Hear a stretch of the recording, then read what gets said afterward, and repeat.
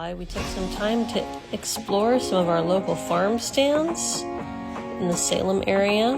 We tried apple cider donuts at several locations, checked out the playgrounds, and just generally got to know what kinds of farms were in our area that were popular. This row of painted pumpkins was great.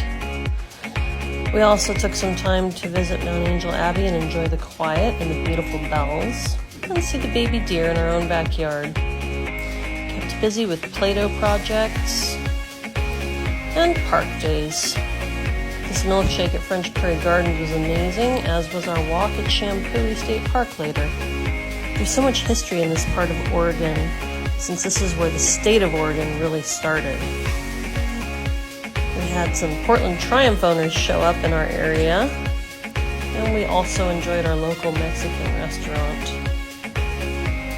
Lots of walks, lots of time together, enjoying each other's company as a family during the summer. Before school started in September, we went over to Woodburn to visit the dinosaur park and see the historic locomotive as well in the old town part of Woodburn.